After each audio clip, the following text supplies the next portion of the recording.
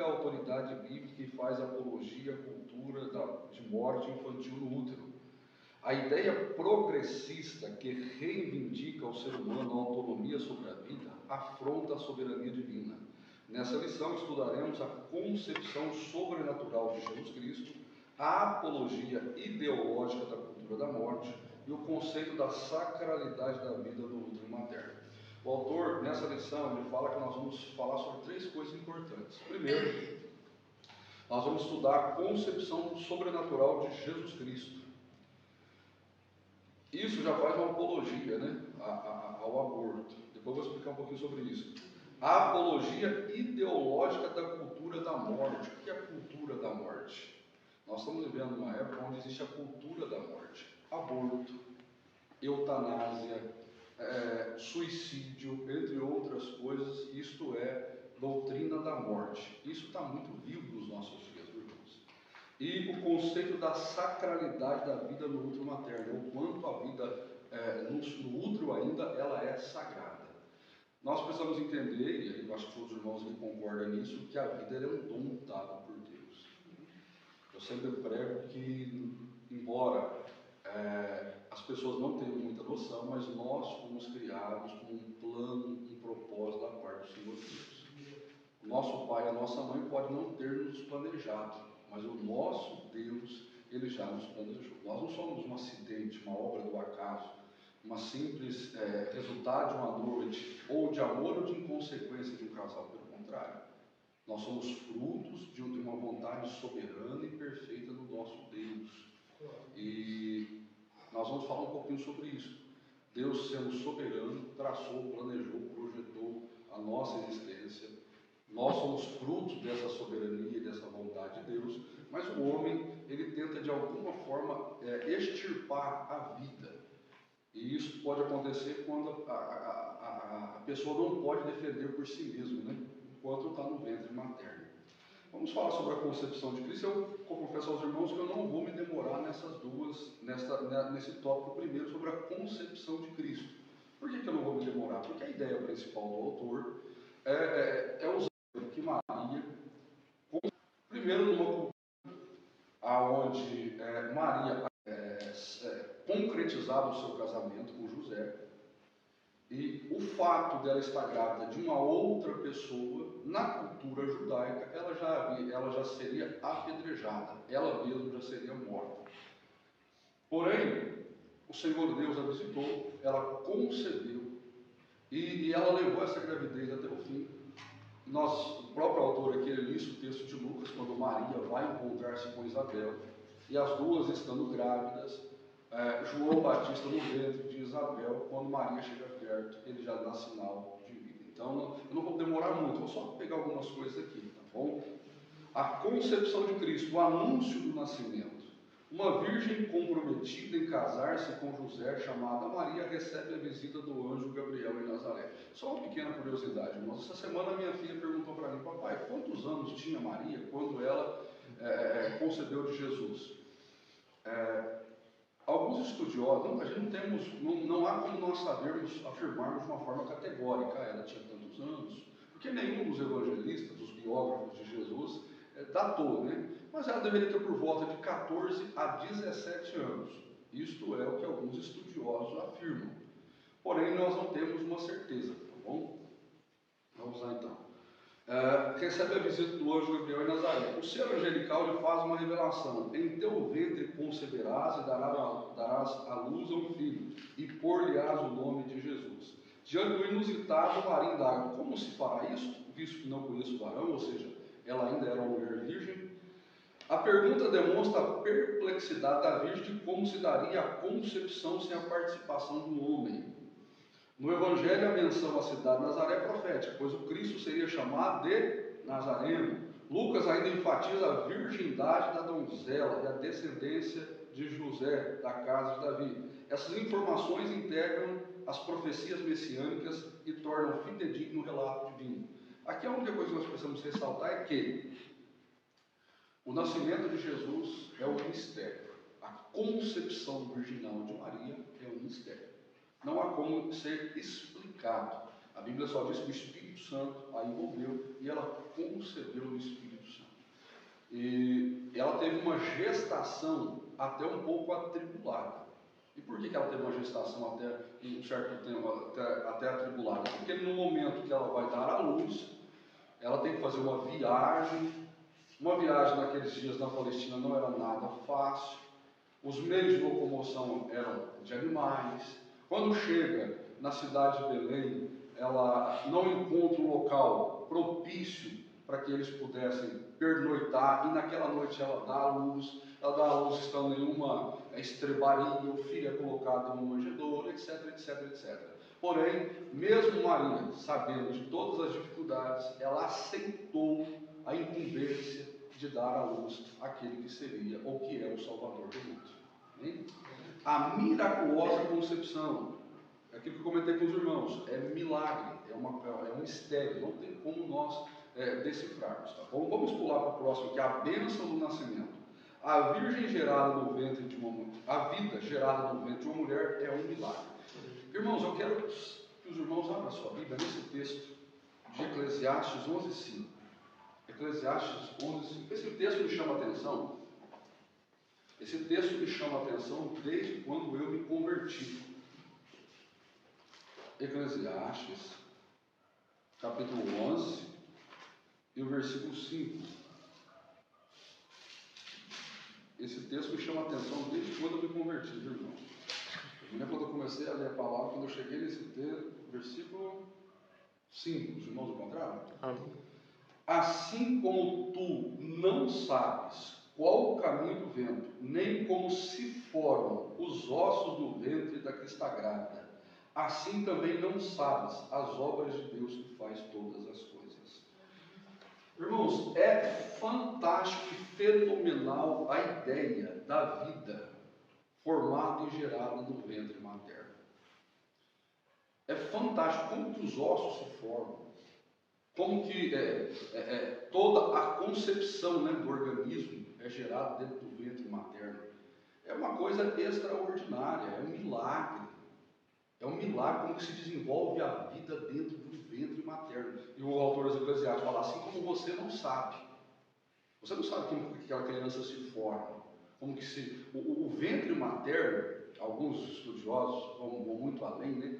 Fala que a própria mão de Deus, de uma forma miraculosa, gerando e brotando e criando vida após vida. Porque a mulher, ela tem um dom, uma dádiva tão fenomenal, porque ela gera, ela dá vida. O seu ventre é como se fosse a terra, né, produzindo. Então é algo fantástico. A vida gerada no ventre de uma mulher é um milagre. Pois Deus dotou o ser humano com a dádiva da procriação. Por isso o nascimento de filhos é uma recompensa divina. Contudo, sem o dom da fertilidade, um ventre estéril torna-se um obstáculo para a vivência da maternidade. Um ventre sem deixa eu ver aqui, que eu li aqui, eu acabei me perdendo. Assim a relevância deixa eu ver aqui. Contudo, sem o dom da fertilidade. Irmãos, assim como o ventre que produz é uma coisa maravilhosa, a mulher estéril é algo extremamente ruim. A Bíblia Sagrada ela destaca algumas mulheres, algumas personagens bíblicas que elas eram estéreis, que elas não poderiam dar à luz. E no tempo e no contexto bíblico, a mulher que não dava à luz, ela era chamada de amaldiçoada. Ela se sentia amaldiçoada. Nós vamos entender isso com Ana, nós vamos entender isso com a própria Isabel, nós vamos entender isso com as mulheres dos patriarcas, Sara, Rebeca, a própria Raquel. Olha que coisa interessante. Sara, Rebeca e Raquel. As mulheres dos patriarcas. Sara, mulher de Abraão, Rebeca, mulher de Isaac, e Raquel, mulher de Jacó. As três eram estéreis. As três não poderiam dar à luz. E elas conceberam através de promessa, através de oração, no caso de Isaac. Então todas elas receberam o dom da vida buscando com oração e com intercessão. Como pastor, eu já encontrei mulheres na igreja que choravam porque elas não podiam ou não poderiam dar à luz. Hoje a medicina está muito avançada. E quem tem condição financeira, eles pagam enormes quantidades para que os médicos, através de medicamentos, de remédios, de tratamento, consigam de alguma forma fazer com que a mulher tenha a condição de dar a vida. Então, uma mulher que tem o ventre, antigamente falava ventre seco, né? Antigamente falava ventre seco, hoje não se usa mais essa expressão. Mas a mulher que não pode dar à luz é algo extremamente tedioso, triste, é algo realmente difícil. Assim, a relevância da gestação e a sacralidade da vida no ventre da mãe são endossados quando a Bíblia registra a gravidez miraculosa de Maria e de Isabel. Uma virgem e outra de idade avançada. Isabel trazia João no ventre, que nasceu com o objetivo de preparar ao Senhor um povo bem disposto. Maria portava em seu ventre o Filho do Altíssimo, Rei Eterno, que nasceram para ser o Salvador, que é Cristo o Senhor. Amém? Agora nós vamos entrar propriamente na sacralidade de uma forma mais direta. Não que o primeiro tópico não seja, mas o primeiro tópico é só para endossar. Então o autor ele cita os dois exemplos, Maria e Isabel, para endossar que o ventre, a criança no ventre, ela já está com vida e deve ser respeitada. A cultura da morte, o projeto ideológico. A cultura da morte é um conjunto de ideias que visa modificar o conceito da vida. Entre suas pautas estão a legalização do aborto, da eutanásia, a apologia ao suicídio e o controle de natalidade. 4 coisas aqui. Vamos conversar um pouquinho sobre essas 4 coisas. Primeiro, a legalização do aborto. Como eu disse aos irmãos no início da aula, um grupo de feministas, hoje surgiu um grupo de feministas, as mulheres, né, que usam esse nome, mas na verdade a ideia é outra. E elas dizem, meu corpo, minhas regras. Então, tenta de todas as formas aprovar e liberar o aborto. Eu disse aqui numa aula do nosso irmão Darlan, que o irmão Darlan estava falando, eu disse que todos nós que aqui estamos, nem todos, né, fomos planejados e desejados. Nem todos. Essa ideia da família perfeita, né, onde o casal sempre fala, não, vamos fazer o seguinte, nós vamos ter 2 filhos, um homem e uma mulher. Aí constrói uma casa, esse com 2 quartos, esse aqui será da menina e esse aqui será do menino. E aí concebe tudo, todos os móveis. E, irmãos, isso é raridade. No dia a dia é muito difícil. Vou falar por experiência própria, eu tenho 3 filhas. A minha primeira nós planejamos. Nós desejamos. Acho que seria bacana, eu sempre desejei ser pai, etc. Quando a minha esposa chegou para mim e disse assim, Rafael, eu estou grávida, que coisa maravilhosa. Irmãos, foi uma bênção. Pois bem, ela deu à luz. Aí nós enfrentamos todas as dificuldades. Primeiro, a dificuldade financeira para se criar uma criança. A mulher, quando ela está no processo gestacional, ela enfrenta problemas físicos, nem todas, mas muitas enfrentam problemas físicos, emocionais, problemas físicos, diabetes gestacional, entre outras coisas, depressão, tem a tal de depressão pós-parto, uma série de coisas. Então, quando ela engravida novamente, irmãos, é um calvário. Eu falo por experiência própria. Quando nós tivemos a minha filha Brenda, uma maravilha. Quando a minha esposa descobriu que estava grávida da Britney, Jesus amado, foi um Deus nos ajuda dentro da minha casa. A minha esposa já não é muito calma, ficou completamente irritada, nervosa, chateada demais. Por quê? Porque lembrou de todo o processo do parto, lembrou de todo o processo físico da concepção. Porque, irmãos, como eu disse, a criança ela vai se formando dentro do ventre da mulher. Então, toda a estrutura óssea da mulher vai se adequando àquela criança. Toda a estrutura física da mulher, a pele vai, a elasticidade da pele. Então, nem todas as mulheres têm uma gestação normal. Às vezes enfrenta problemas. A minha esposa mesmo teve que ficar internada há algum tempo. Por quê? Porque não é fácil. E quando a minha filha Cristina nasceu, a minha esposa quase ficou na mesa de parto. Ela quase ficou na mesa de parto. Eu me lembro que várias mulheres entrou para dar a luz junto com a minha esposa, e depois que a minha esposa, que elas deram a luz, eu entrei para assistir o parto, né? Depois que a minha esposa deu a luz, as outras mulheres saíam do quarto e a minha esposa não saía. E eu fui ficando preocupado, por quê, e aquilo foi demorando, 10 minutos, 15 minutos, 30 minutos, até que a minha esposa saiu. E depois nós ficamos sabendo que ela teve uma hemorragia pós-parto e quase que os médicos não conseguiram estancar a hemorragia. Foi um milagre a sobrevida da minha esposa, graças a Deus. Aí nós mudamos para Hortolândia, já com as 2 crianças, e a minha esposa engravidou. Irmãos, mas ela caiu numa depressão tão profunda, e ela perdeu essa criança. Ela teve um aborto espontâneo dessa criança. E aí foi uma dor tremenda, terrível. Agora ela engravidou, nós tivemos a Berenice, que só os irmãos já sabem, a minha esposa ficou 2 meses sem falar comigo. Literalmente, é só bom dia, boa tarde, no máximo. Por quê? Porque a estrutura emocional é muito difícil.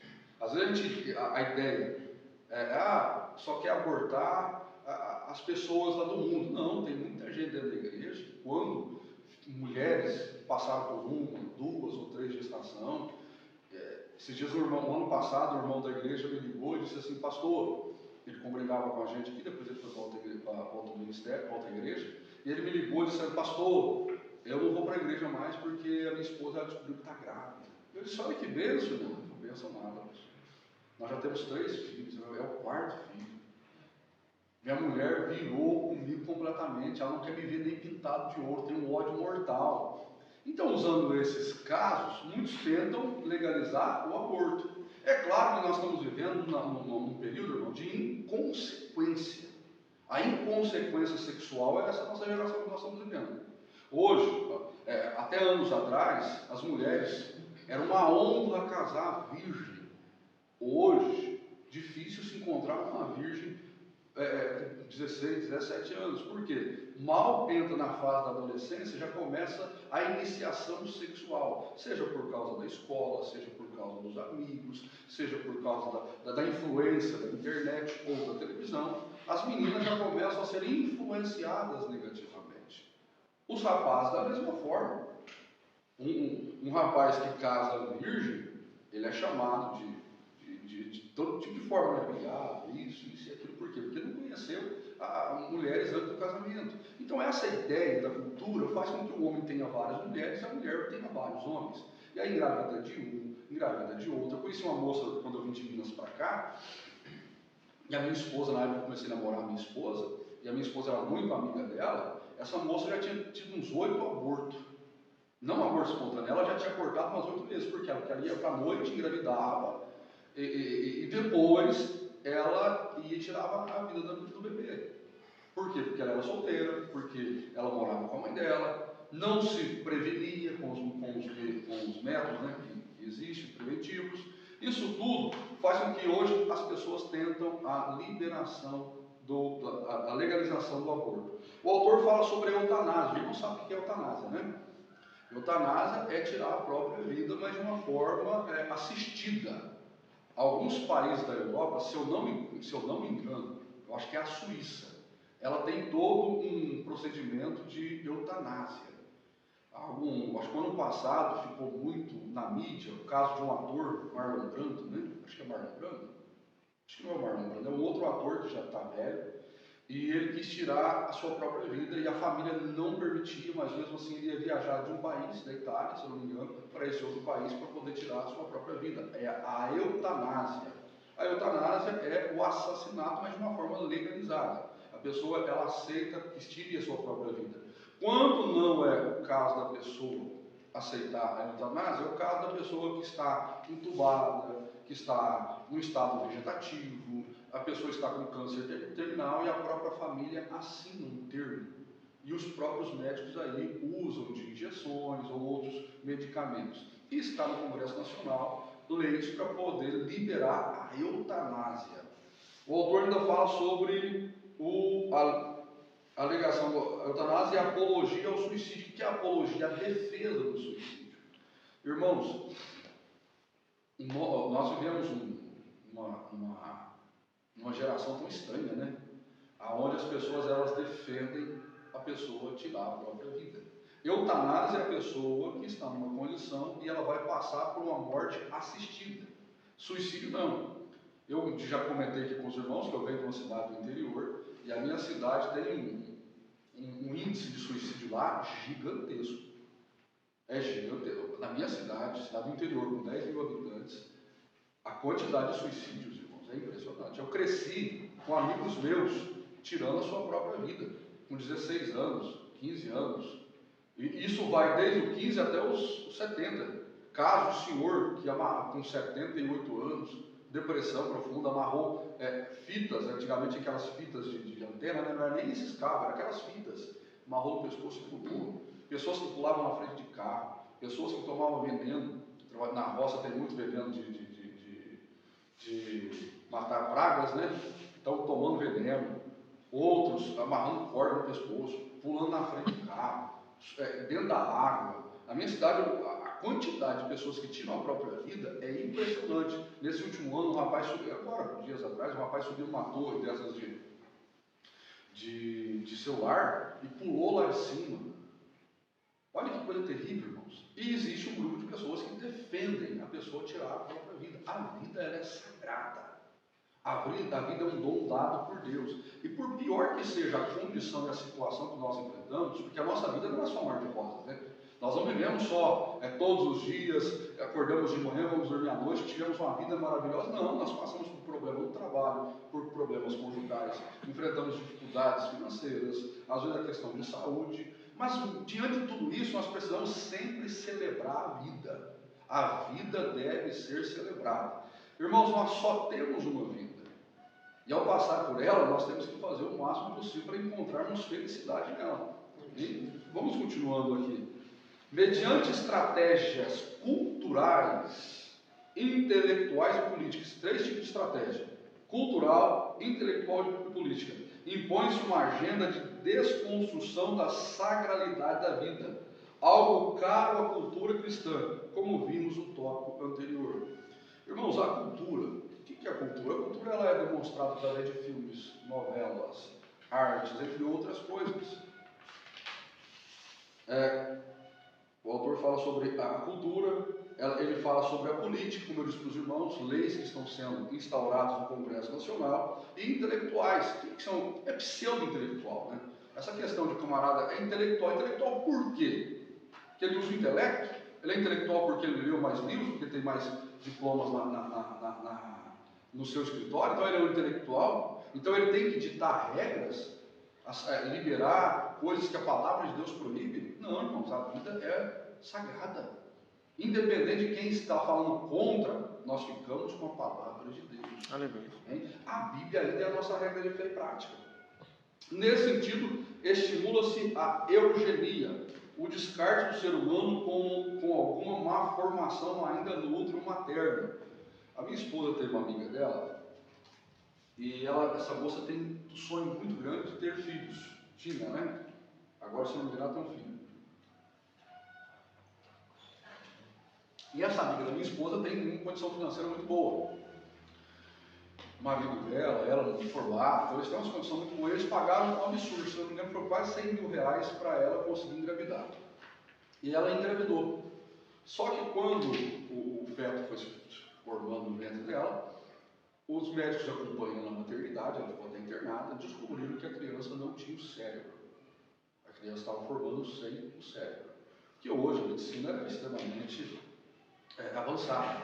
Os médicos conseguem, através de mapeamento, uma série de coisas, descobrir como está a saúde da criança. Hoje fazem até cirurgia no ventre.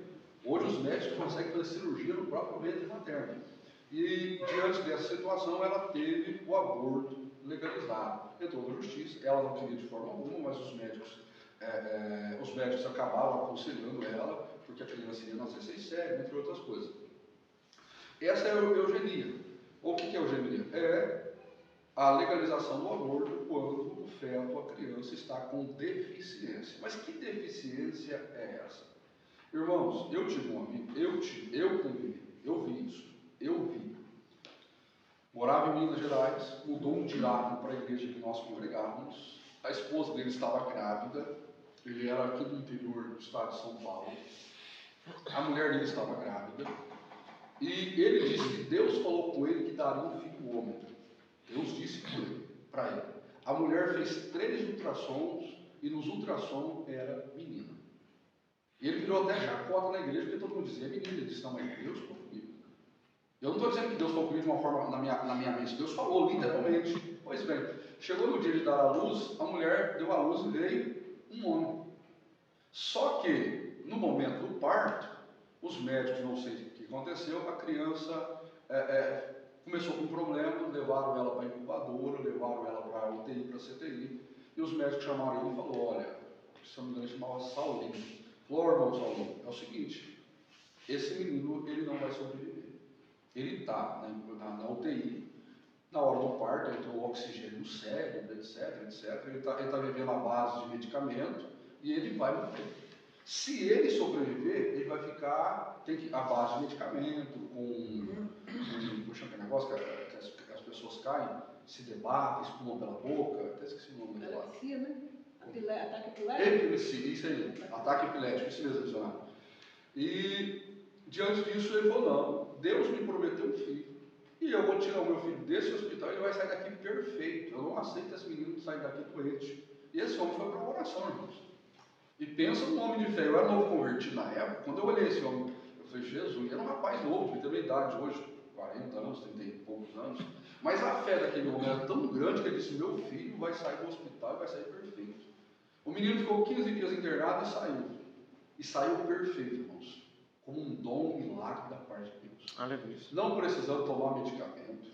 O menino já com todas as funções cerebrais normais. Os médicos olharam e falaram que isso é um milagre. Então nós cremos no milagre. Acreditar no milagre é o nosso dever. Então não é porque a pessoa foi identificada uma certa doença no ventre materno, uma certa deficiência, que já é um motivo para se tirar a vida. Pelo contrário, a vida é um dom dado por Deus. E nós temos que crer no poder do nosso Senhor. Aleluia. Eu já contei para os irmãos aqui, a minha filha, depois que nós tivemos ela passou por morte súbita, Jesus ressuscitou e graças a Deus ela é uma bênção na nossa vida. Então, nós cremos em milagre. Vamos lá, o direito, deixa eu ver aqui, né? Aqui o autor ainda fala, o conceito de saúde reprodutiva é modificado para justificar o aborto como medida de saúde feminina. O direito à vida no útero é substituído pelo direito incondicional da mulher sobre o próprio corpo. Ou seja, a mulher, o que eu disse, meu corpo, minhas regras. Não. A mulher precisa entender que a partir do momento que ela começa a gerar, a gestação no útero materno, ela já não é mais, ela já não está lidando somente com a vida dela, ela está lidando com a vida de outra. E na nossa legislação, assassinato é crime, biblicamente, da mesma forma. Matou alguém, é crime. Teve um aborto, é crime. Sobre o próprio corpo que por meio do aborto decreta a morte do fruto de um ventre. Vou repetir novamente aquilo que eu disse lá atrás, irmãos. Nem todos aqui foram planejados ou desejados. Nem todos aqui foram planejados ou desejados pelo homem, mas fomos projetados por uma mente divina. Aleluia. Eu falo por experiência própria, já contei aqui com os irmãos, quando a minha mãe descobriu que estava grávida de mim, ela mesma me confidenciou depois que ela pensou em abortar. E por que ela não fez? Ou se ela até tentou e não conseguiu? Porque Deus me guardou, Deus me cuidou. Eu conheço vários casos, eu já vi vários relatos de mulheres que depois que descobriram que estavam grávidas nos primeiros meses, começaram a tomar chá, porque existe hoje vários tipos de chá que limpam o útero, né? As mulheres falam limpar o útero, aí toma aquele chá, é um chá abortivo. Só que a mulher sofre terrivelmente depois que a criança morre. Tem umas que tem que ser levada para o hospital para fazer coletagem, para fazer limpeza, etc. Irmãos, a vida é um dom dado por Deus. Eu sempre defendo isso.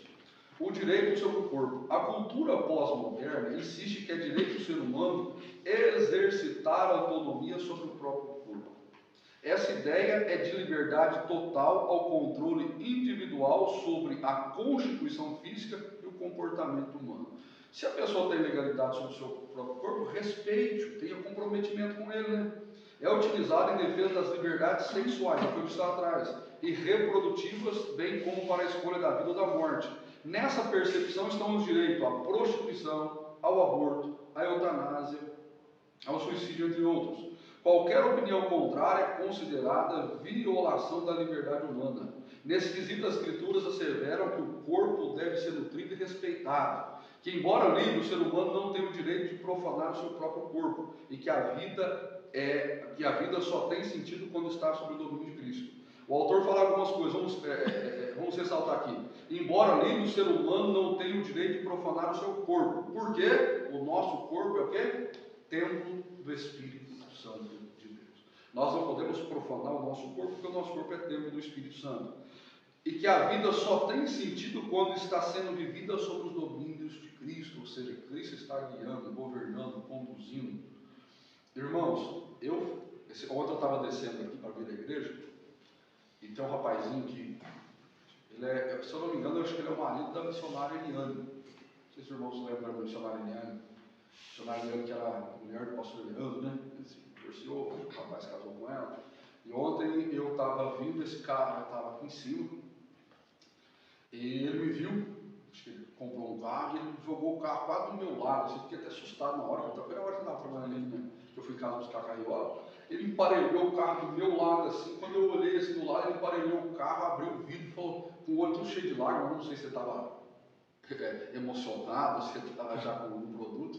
Ele, pastor, eu vou ser pai. 41 anos, pastor, eu vou ser pai.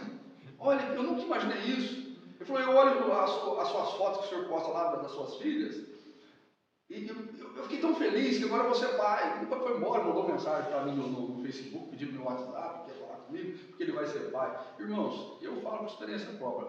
É estressante? Com certeza. Ter filho não é brincadeira. Mas é a melhor coisa, na minha concepção, é a melhor coisa que tem depois da nossa salvação. É muito gostoso, gratificante. Quantas vezes, eu já disse aos irmãos, um exemplo pessoal, estava trabalhando no serviço e no meu serviço estava enfrentando um momento extremamente difícil.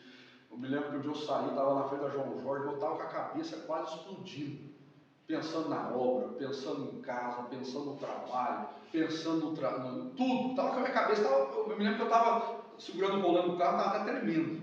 E de repente o celular chegou uma mensagem. E quando chegou a mensagem, eu falei, pelo amor de Deus. Na hora eu pensei, é minha esposa enchendo as paciências de novo. Ou é o meu patrão. Na hora veio, a minha esposa ou o meu patrão. Me subiu um sangue, eu fiquei mais nervoso. Quando eu peguei o celular, eu olhei, era minha filha que tinha mandado uma mensagem. Eu só olhei e vi que era ela. Na hora, como se tivesse uma mão entrasse dentro de mim e arrancasse todo aquele nervosismo, aquela raiva, aquele ódio dentro de mim, e entrou uma paz, uma calma tão serena dentro do meu coração, só porque eu havia recebido uma mensagem da minha filha. Por quê? Filho, irrita a gente, irrita. Tem agora diz o irmão Bruno, já acontece se você pegou 4 filhos, levar ele no rio, ó. Mas é uma coisa fantástica. Vamos continuando aqui. A prática do aborto. O aborto é a interrupção do nascimento por meio da morte do embrião e do feto.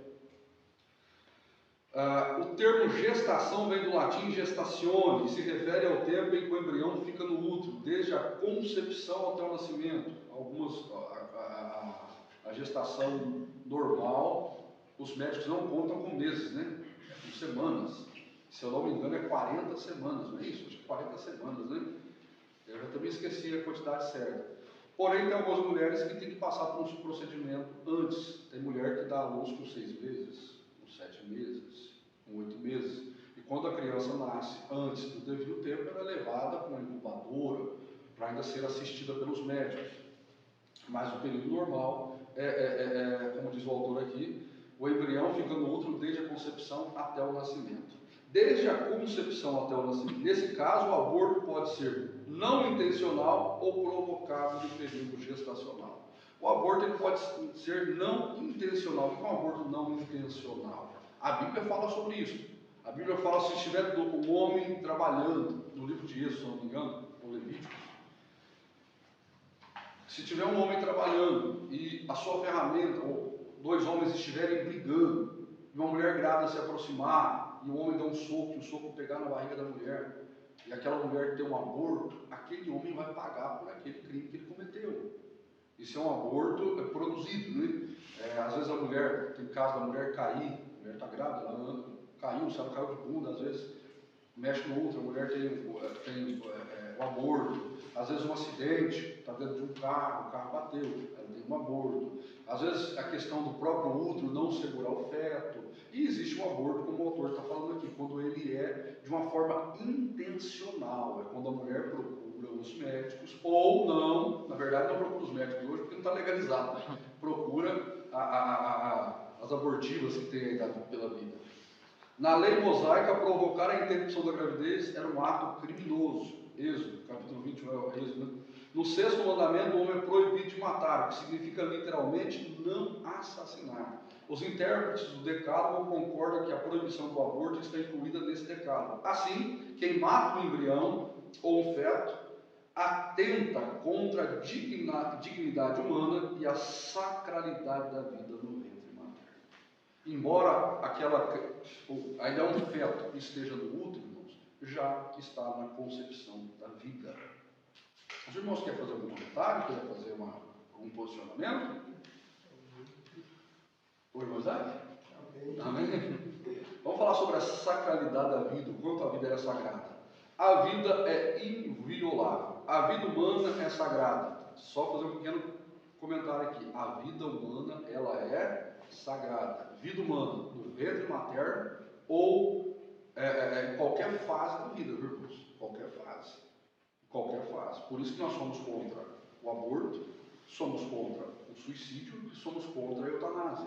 Por quê? O aborto ainda é um feto, ou está no ventre materno. O suicídio é quando a pessoa ainda está na sua concepção mental. E a eutanásia acontece muito quando, como eu disse o caso desse ator, passou de uma certa idade, está com 90 anos, 80 anos, e as pessoas vão e tiram a sua própria vida. Ou vão aos médicos para tirar a sua própria vida. O autor e a fonte originária do fôlego da vida é o próprio Deus. Né? Nesta perspectiva, o princípio da sacralidade assegura a dignidade da pessoa humana e a inviabilidade do direito à vida. Portanto, o valor da vida é absoluto e deve se sobrepor a qualquer outro direito ou interesse. João 10:10, Jesus disse: eu vim para dar vida e vida com abundância. Nesse aspecto, o princípio da defesa da vida humana, desde a concepção no útero materno, não pode conter exceções. Somente Deus tem poder sobre a vida e a morte. 1 Samuel capítulo 2, versículo 6. Em uma sociedade secularizada, mundanizada, né, o cristão precisa tomar cuidado com o relativismo. Isso não tem problema. Deixa eu só fazer um pequeno comentário. Irmãos, deveria ser de consenso geral dos cristãos ser contra o aborto. Deveria ser consenso geral. O que é o consenso geral? Todos os cristãos, todo crente, todo protestante, independente da sua igreja, deveria ser contra o aborto. Porém, deveria ser um consenso muito mais forte entre todas as autoridades cristãs, pastores, padres, bispos, por entendermos que a vida é um dom dado por Deus. Mas hoje não é bem assim. Alguns pastores, vou citar aqui porque abertamente tem um vídeo gravado dele na internet, o próprio bispo Macedo, ele disse que ele é a favor do aborto. Ele é a favor da mulher tirar o filho. Isso aí não sou eu que estou inventando. Há um vídeo onde ele defende o direito ao aborto. Lá atrás, o autor falou sobre o controle de natalidade. O que é controle de natalidade? Controlar o nascimento. Existe, eu acho que no Japão, se eu não me engano, eu acho que é o Japão, tem o controle de natalidade, onde o casal pode ter somente 1 ou 2 filhos, uma coisa assim. Passou disso, o governo já multa, já tem uma série de coisas que o governo implica sobre aquele casal. Porém, com o passar do tempo, a população não cresce. A população não cresce. Hoje, o Japão está até pagando aqueles que tiverem mais filhos. Por quê? Controle de natalidade. É claro, irmãos, que nós precisamos entender o seguinte: cada um de nós temos uma estrutura física, emocional, espiritual e financeira. Fazer um projeto de vida e de família é essencial. Tem muito crente que leva as coisas ao extremo e diz: Deus falou que é para... lá em Gênesis ele diz assim: crescer e multiplicar. Aí tem 4, 5, 6, 7, 8 filhos. E aí esses filhos não têm a educação necessária, não têm os bens, roupas, alimento, entre outras coisas. Não. O homem e a mulher, quando casam, precisa sentar, precisa conversar, precisa assim, vamos ter quantos filhos? Vamos planejar, ter um planejamento familiar. Né? A questão é, uma coisa é planejamento familiar, a outra coisa é controle de natalidade.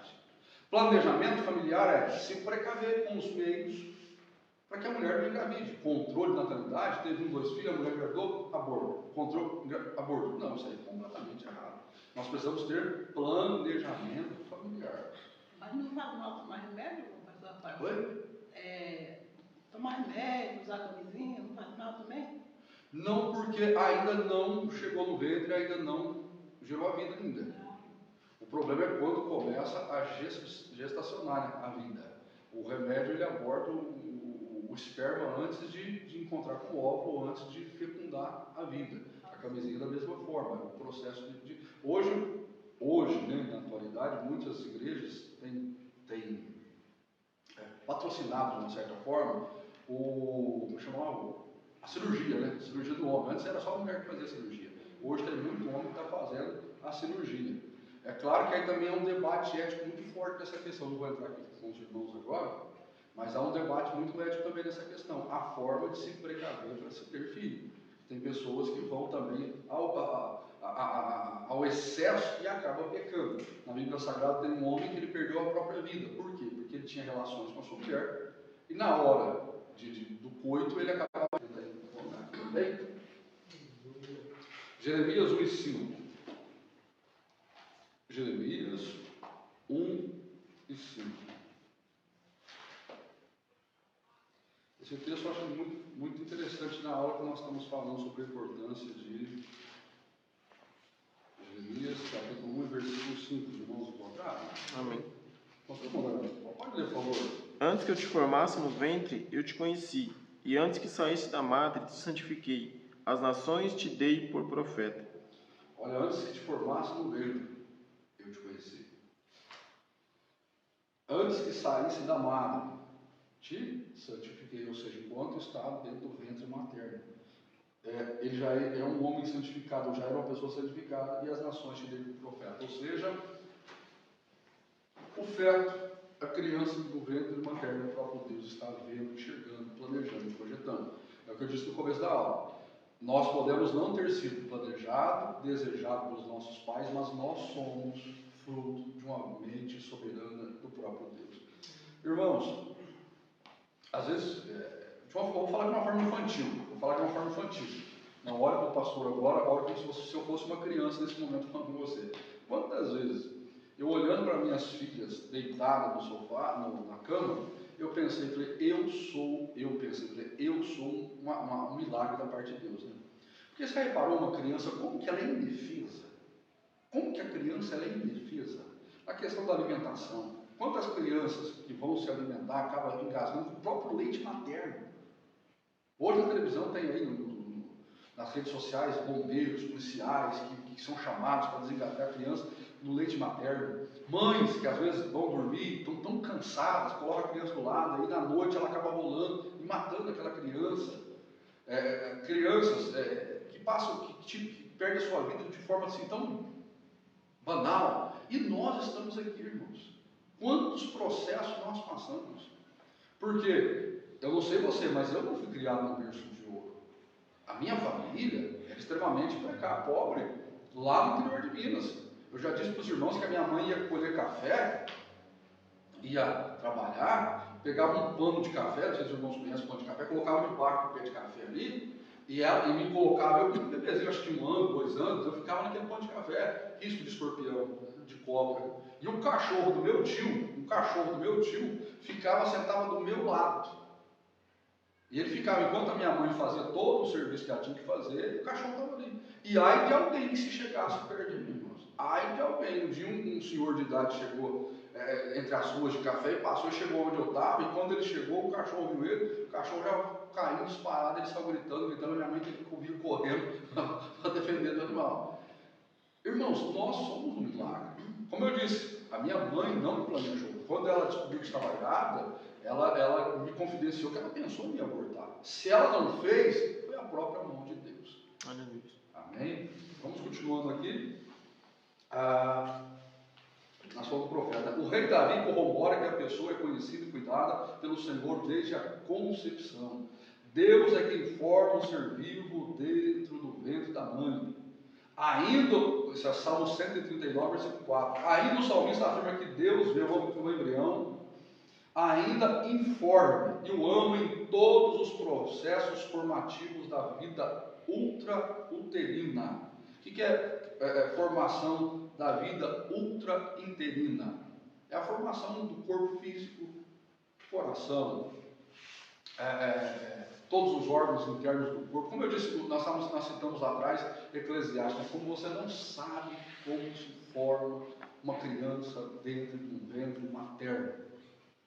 Ainda o salmista afirma que vê o embrião informe, o ama em todos os processos formativos da vida interina, desde a fecundação até o nascimento e por toda a vida. Por conseguinte, de acordo com as Escrituras, a vida começa quando ocorre a união do gameta masculino ao feminino. Essa nova célula é aquilo que a missionária me perguntou sobre a questão do processo de evitar. Esta nova célula é um ser humano e possui identidade própria, portanto, o seu direito de nascer não pode ser interrompido por vontade, desejos ou caprichos humanos. Pelo contrário, tem que ser aprovado. O irmão Darlan fez uma colocação aqui na última lição que ele ministrou sobre o aborto. Até onde vai, né? A nossa consciência. Por exemplo, ele citou o exemplo da sua própria mãe ser violentada e depois se ele concordaria ou não com o aborto. Esse foi o caso que o nosso irmão Darlan colocou aqui naquele dia.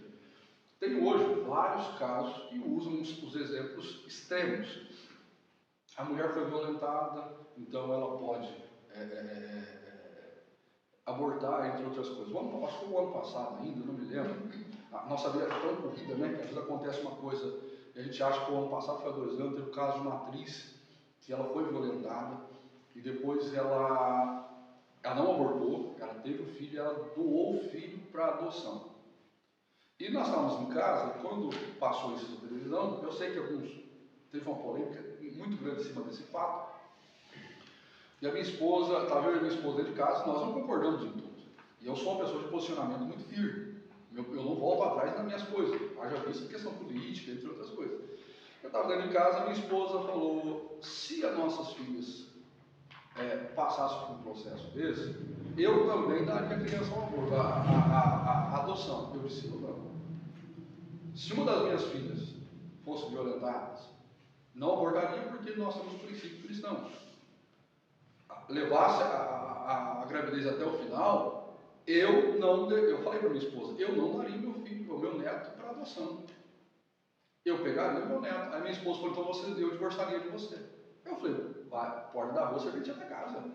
Eu não pegaria meu neto. Ela falou: imagine você, todas as vezes que uma das nossas filhas entrasse em casa e visse aquela criança, sentiria toda a dor. Eu falei: tudo bem, as minhas filhas poderiam não vir na minha casa, mas eu não daria. Isto é um consenso meu. Eu criaria o meu neto, eu cuidaria do meu neto ou minha neta, por pior que seja o caso. Eu vou dar um exemplo dos irmãos. Os irmãos sabem que a missionária Lehner teve um filho que faleceu na Espanha, etc, etc. Os irmãos sabem que o filho dela foi resultado de uma violência sexual. Ela levou o filho, a gravidez até o final, deu à luz o filho, e ela o amava de uma forma extraordinária. Irmãos, filho, aquilo que falamos dos irmãos, ele mexe com os nossos sentimentos, com as nossas emoções, de forma fantástica. É claro que eu também endosso aquilo que o nosso irmão falou, pessoa por pessoa. Como pastor, existem várias situações que, irmãos, é muito difícil. O próprio caso, como o Darlan comentou aqui, do rapaz que fez a cirurgia e depois procurou: e agora? Agora tem que ser celibatário o resto da vida. Por quê? Porque não tem mais um órgão, não vai satisfazer mais mulher nenhuma, a não ser que ele encontre uma mulher que aceite ele daquele jeito. E tem esses casos que chegam até nós. Falando sobre aborto, a posição da igreja a posição teológica da igreja nós somos extremamente, literalmente, contra o aborto, porque no ventre materno há uma criança, há informação, mas é uma criança, é uma vida, e a vida ela é sagrada. Amém? Claro que, repito novamente, hoje tem casos de mulheres que passou pela violência sexual têm o filho e dão a adoção. Eu citei o caso desse exemplo dessa atriz. Cada um vai proceder de uma forma, mas nós continuamos defendendo esse posicionamento. Hein? Posição cristã. Aqui, né? A igreja que mantém o princípio teológico da autoridade bíblica defende a dignidade humana e a inviabilidade da vida desde a concepção.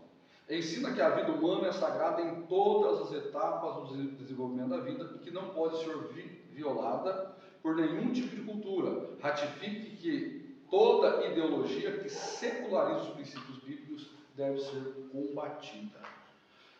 O autor fala uma coisa aqui para me finalizar com os irmãos. Ratifique que toda ideologia que seculariza. Irmãos, o nosso padrão ético,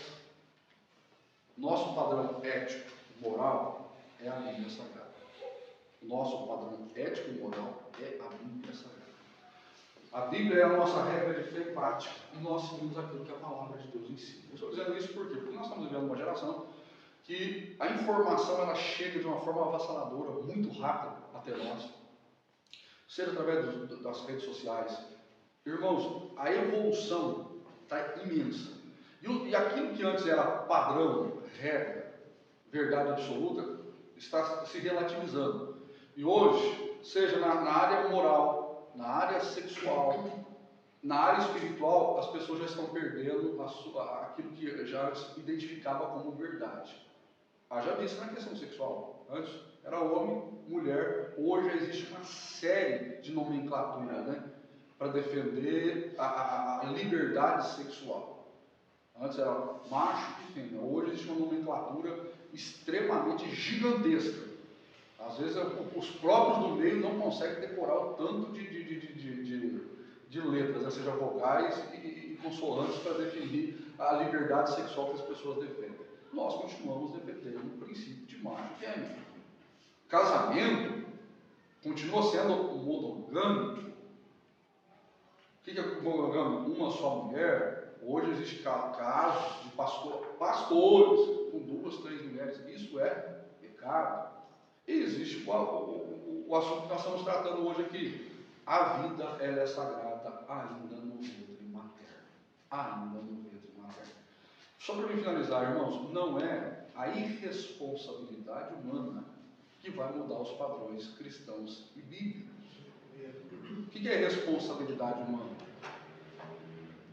Sai com 2, 3, 4. Tem um filho, 2 filhos, 3 filhos. Irmãos, cada pessoa é responsável por si e tem que defender a sua vida. Mas nós não liberamos, aprovamos de forma alguma o aborto. Hein?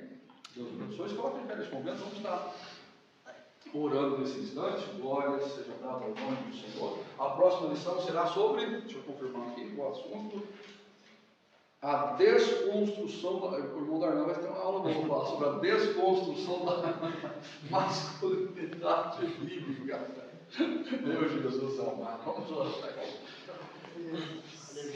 Querido e eterno Deus, nesta manhã, o Senhor nos deu uma aula tão produtiva, tão, Senhor Deus, graciosa, tão edificada. Eu louvo, eu exalto ao Senhor por este momento onde nós conversamos sobre assuntos tão produtivos e necessários.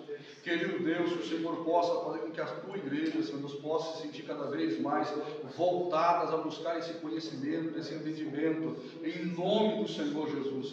Querido e eterno Deus, abençoe os teus filhos, ó Deus, nesses procedimentos cristãos, em nome do Senhor Jesus. Amém? Deus abençoe.